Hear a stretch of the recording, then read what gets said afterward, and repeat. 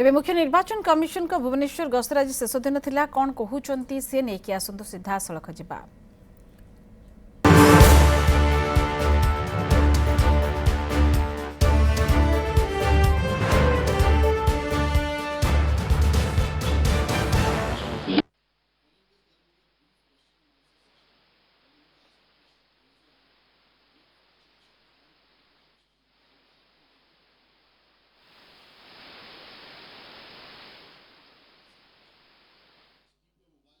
CEO Odisha, senior colleagues from the Election Commission of India.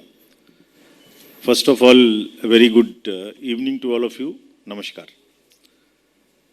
Bharat निर्वाचन आयोग की यह उड़ीसा यात्रा जो आप सब जानते हैं आगामी लोकसभा चुनाव और जो राज्य में चुनाव होने वाले हैं उनके समीक्षा के क्रम में की गई है। ये भी आपको अवगत है कि 2024 में 4 राज्यों के और चुनाव होने हैं जिसमें आंध्र प्रदेश, उड़ीसा, अरुणाचल और सिक्किम भी शामिल हैं। तो ये जो प्रिपरेशन की रिव्यू है ये स्टेट्स और पार्लियामेंट के इलेक्शन 2024 दोनों के लिए है।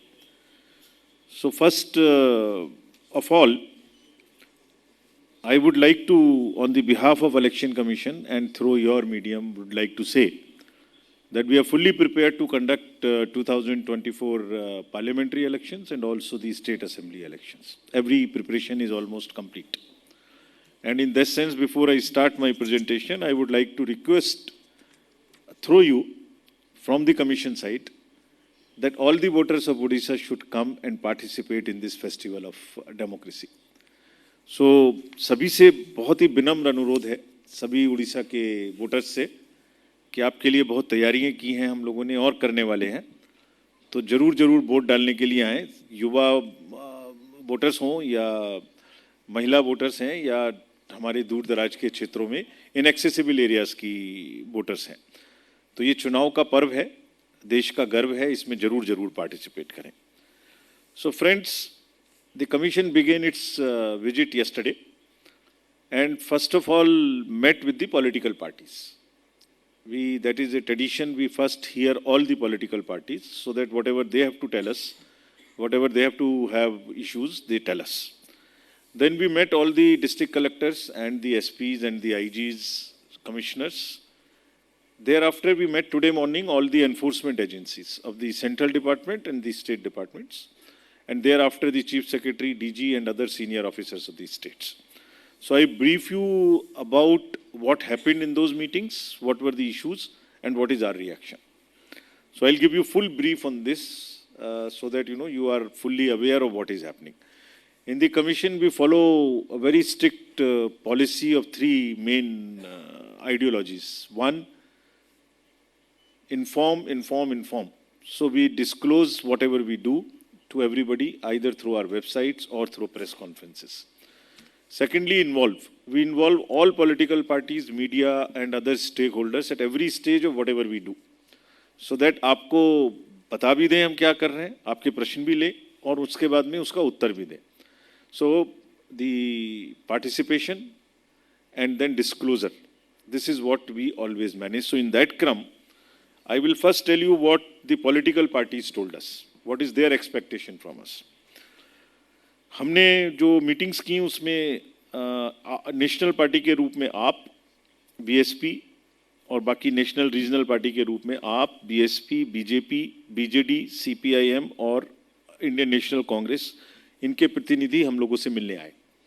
तो पहले मैं आपको ये बताता हूँ उनका क्या कहना था, बिकॉज उनको जो कहना है वो हम सुने और उसका जवाब दें, ये सबसे ज़्यादा इम्पोर्टेंट है। So the main issues inter alia were that first demand was that we ensure the neutrality of the government machinery. Many parties stated that the administration is perceived to be not neutral. So they favor a party in power. Therefore, the level playing field should be established and administration should become totally aligned to this principle. There was also an apprehension that during elections, the facilities and entitlements which are given to the political parties, जैसे ground उनको देना है, वकील्स की permission देना है, loud speaker की permission देना है, तो वो उनको नहीं मिलती है, दूसरों को जल्दी मिल जाती है। तो एक लेवल प्लेइंग फील्ड होना चाहिए, that whatever entitlement the political parties ask for, they should be given to everybody equally.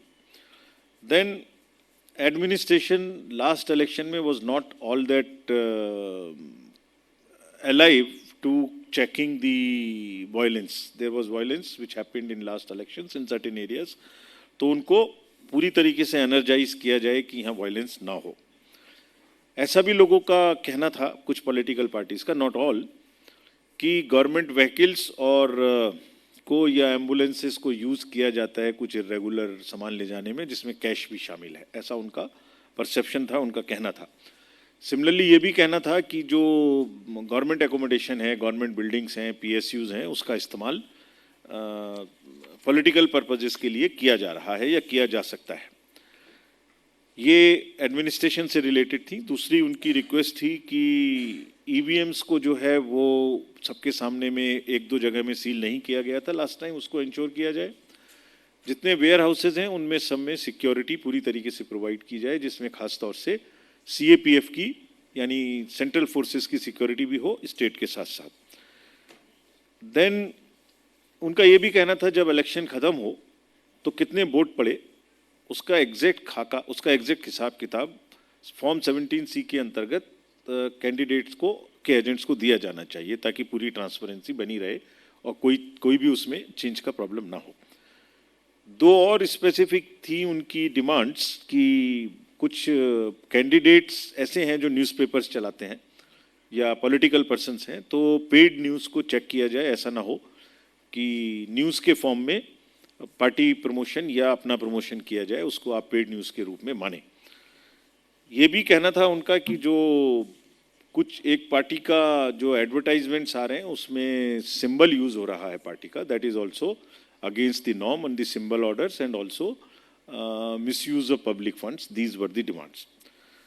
So as you know, the feedback from the political parties are very, very important. They are important stakeholders in the entire election process. The first being the voter, most important being the voter. They are the second interface between the voter and the commission. So we have, I will tell you each point during the presentation. लेकिन ये निश्चित है कि जो वो point उठाए उनका समाधान होना चाहिए, not only actually but perceptionally also. तो फ्रेंड्स, पहले मैं आपको इनका जवाब दूंगा सबका एक एक करके व्हेन द सब्जेक्ट कम्स और in the end. So as regards the assembly elections and the parliamentary elections to the state of Orissa, कार्यकाल जो है उड़ीसा विधानसभा का 24 जून 2024 को खत्म हो रहा है और पार्लियामेंट्री का जो है 16 जून को खत्म हो रहा है, यानी 16 जून से पहले ये चुनाव संपन्न होने जरूरी हैं. उड़ीसा में 147 असेंबली कॉन्स्टिट्यूएंसीज हैं जैसे आपको मालूम है, जिसमें से एसटी 33 हैं और ये एसटी का जो नंबर है ये बहुत बड़ा नंबर है. इसी प्रकार से पार्लियामेंट्री इलेक्शन में भी 21 में से 13 जनरल हैं, एससी की 3 कॉन्स्टिट्यूएंसीज हैं और एसटी की 5 कॉन्स्टिट्यूएंसीज हैं, which is also one of the largest in the entire country.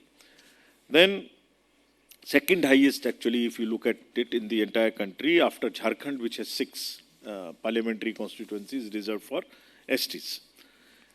If I tell you about what is your electoral roll like, मतलब कौन लोग वोट करेंगे, तो पूरी स्टेट में 3.32 करोड़ वोटर्स हैं, जिसमें से मेल 1.68 हैं और फीमेल वोटर्स 1.64 हैं. इस बार प्रयास रहा है कमीशन का बहुत अधिक कि इसको काफ़ी इंक्लूसिव बना जाए, प्योर बनाया जाए.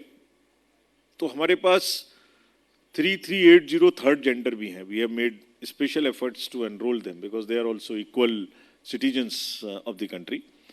And very senior citizens are 6.8 lakhs.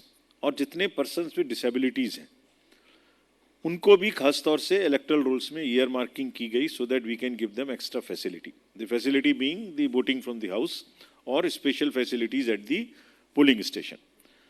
Then आपको जान के खुशी होगी कि इसमें से ऐसे भी हमारे पास 9060 मतदाता हैं जो 100 साल से अधिक के, more than 100 years, centenarians.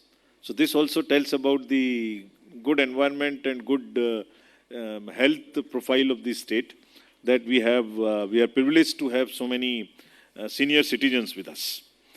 Friends, if you compare it with the last 2019 elections, the figures, So this all we will be putting on the website. Immediately after this, it will be available. So if you want to use, you can use this. Total electors have increased. Male electors have increased. Female electors have increased as it is shown in the chart. And most importantly, 18 से 19 साल के वर्ष के जो electors हैं, उनकी संख्या बढ़ के अब करीब 7.5 lakhs हो गई है. 7.5, which is a very healthy progress. Third genders have also increased. और अगर हम लोग अपने persons with disabilities की वृद्धि को देखें, जो कि next slide में है, तो वो भी करीब नेक्स्ट में 2 मतलब दोगुने से ज़्यादा हो चुके हैं persons with disabilities. This is also a very healthy trend. अगर टोटल इलेक्ट्रल रोल्स में परसेंटेज टर्म्स में देखा जाए तो 4.4% की वृद्धि हुई है 2019 के बाद से. महिला मतदाताओं की भी संख्या बढ़ी है. और now there is a special focus on the women in the elections. This slide will reflect you as to how the women have really increased. जो इलेक्ट्रल रेशियो है आज की डेट में women जेंडर इलेक्ट्रल रेशियो वो बढ़ के 972 हो गया है. This is 36 points more than the 2019 elections. यानी पुराने समय से 2019 से अब तक महिलाओं की संख्या हमारे इलेक्ट्रल रोल्स में अधिक हो चुकी है. और 43 असेंबली कॉन्स्टिट्यूएंसीज ऐसी हैं जहां ये रेशियो 1000 से भी ज़्यादा है, यानी वहाँ महिलाओं की संख्या ज़्यादा है. सिमिलरली जो मैंने आपको अभी 18 से 19 की फिगर बताई थी यंग वोटर्स की, उसमें भी वुमेन वोटर्स की संख्या 3.4 lakhs की है. This is again a very healthy sign of the young girls coming to our electoral roll. And we will request through you again to all the young voters to come and vote, all women and all male electors. Then friends, अगर youth की बात करें उसी क्रम में तो एक कार्यक्रम चलाया गया था यहाँ, मुनबी Meeta, I am also Meeta, means if I am also participating in the elections. There were special AEROs who were appointed during the summary revision to attract and to have an outreach towards the young voters. तो जैसे school में campuses में जाना, उनसे बात करना, this has been tried everywhere in the country. And उसके results यही हैं कि 4.7 लाख के करीब फर्स्ट टाइम वोटर्स 18 से 19 वर्ष के हमारे इसमें ऐड हुए, which is we are very happy to welcome them to the electoral roll and request them to participate in the elections and have an experience of the democratic festival. So much so, एक ये भी सुविधा दी गई है कि जो 1 जनवरी 24 को 18 साल के नहीं थे लेकिन ड्यूरिंग 2024 18 साल के होने वाले हैं, यानी कोई 1 जनवरी और 31 अप्रैल के बीच में 30 अप्रैल के बीच में अगर कोई 18 साल का होगा तो एडवांस एप्लीकेशन दे दें ताकि उसको भी वोटिंग का मौका मिल जाए, मतलब बार बार ना जाना पड़े. हर बार तो SSR होता नहीं है.